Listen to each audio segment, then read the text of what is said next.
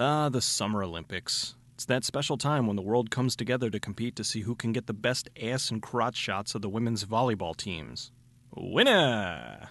Proving that just about everything can be made into a horror film, this week's movie is about a school filled with Olympic hopefuls being killed in a most unusual way. Fatal Games is a 1984 horror film from director Michael Elliott. The movie opens in the Falcon Academy of Athletics. If you had any doubt that this took place in the 80s, this opening theme song should dispel any doubts. Take it all the way. Take it to the limit and don't look back now. Take it all the way. No second chance, you're on your own now. This song rocks, but they were totally going for this. You're the best around. Nothing's gonna ever keep you down. You're the best around. And nothing's gonna ever keep you down. This opening gets a gold medal for musicality. Never listen, you never fall. The winner always takes it all. Take it all away. A group of kids are training and competing to make it into the Nationals on their journey to the Olympics. The team is celebrating their recent victory in a terribly low-budget way. Marshmallows, potato chips, hot dogs, nothing but the best for our Olympic hopefuls. After a brief food fight, a tug-of-war breaks out because, why not? Oh, dear God! You know what else you forgot? Your pants! Over at the gym's medical center.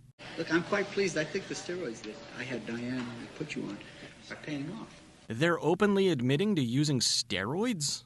They're not even dancing around it, they're just flat out calling them steroids. Joe is practicing his javelin throw, but keeps messing up. Maybe it's this music that's throwing him off.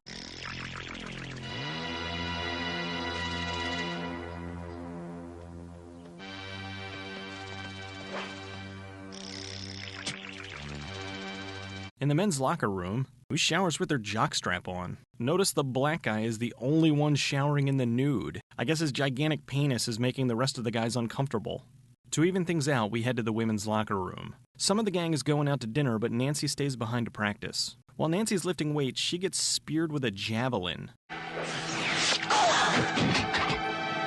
How big is this gym that she doesn't see someone throwing a javelin at her? Nurse Diane and Dr. Jordine are arguing about the dosage level of the hormones they're giving the athletes. Funny that the worst acting in the movie comes from the same person who 4 years later would go on to get an Oscar nomination. We are trying to do is to maximize to the utmost the athletic potential of the human body. Dr. Jordine, they are kids. They are kids. They are not guinea pigs. Diane's giving Annie a massage and...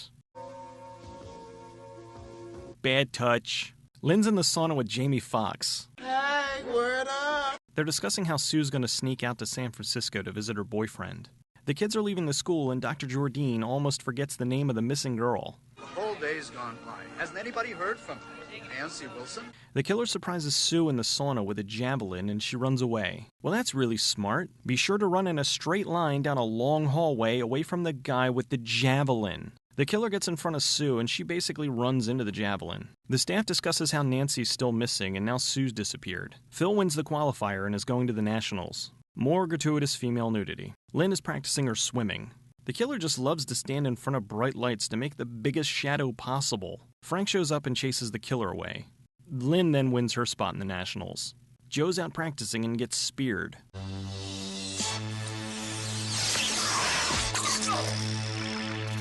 The staff is mildly concerned about the missing kids. Since Phil won a spot in the Nationals, he tells Annie he wants to celebrate.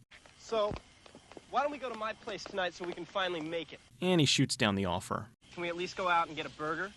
A Mexican restaurant? Didn't he say they were going out to get a burger? Phil brings Annie to the restaurant for a surprise birthday party. Afterwards, she finally agrees to go to his place. Haven't you had enough? Oh, I've heard that before. It's usually followed with, do you even know what you're doing? Annie goes back to the gym to practice, but has an adverse reaction to the steroids. Diane brings her back to her place. Now, where did I put that Rohypnol? Diane is showing Annie some pictures from the Olympics. She did?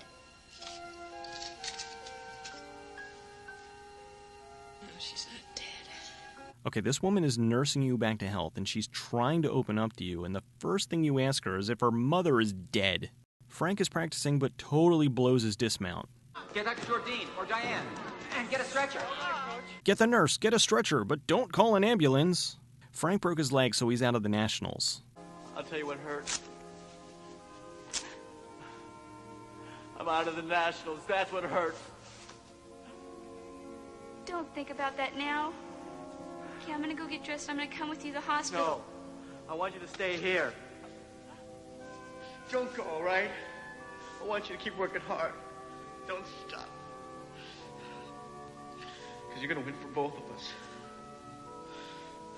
Lynn goes to practice, and this is when the movie veers right into Silly Town. The killer waits at the bottom of the pool with full scuba gear and impales her with the javelin. A couple of guys bring some scaffolding in so they can start painting the gym. That's odd that they would be painting now. There's still some people training for the Nationals.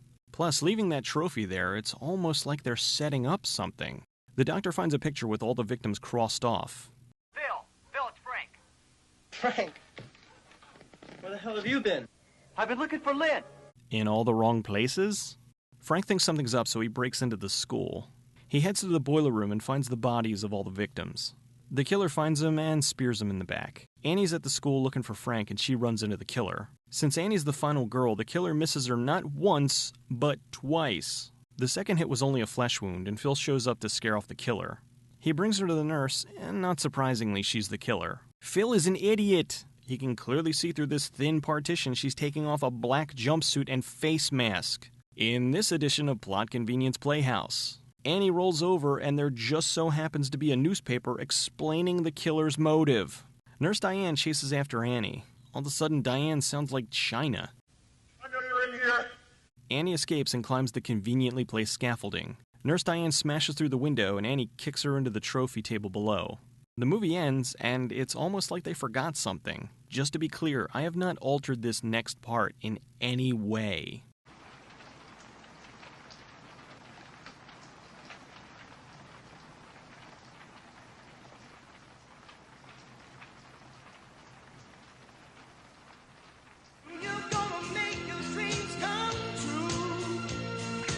This was director Michael Elliott's only movie.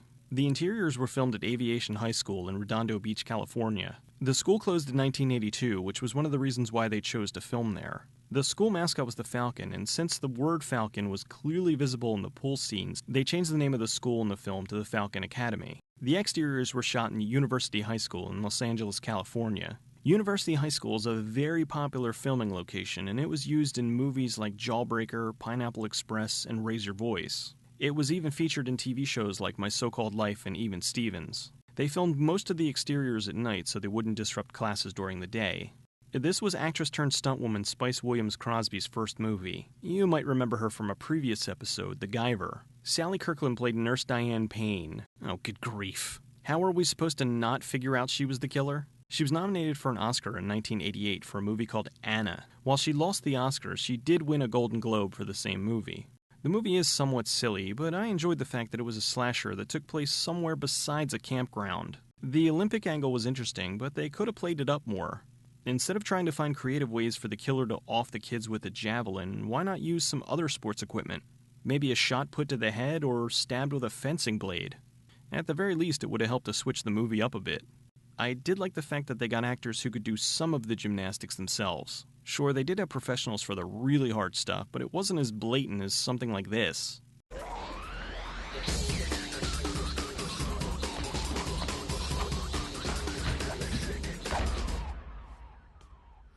Famous scream queen Linnea Quigley was one of the gymnastics stunt doubles.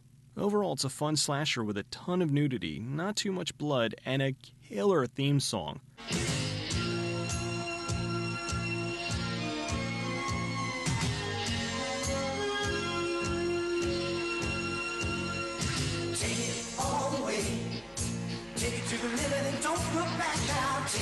All the way, no second chance, you're on your own now.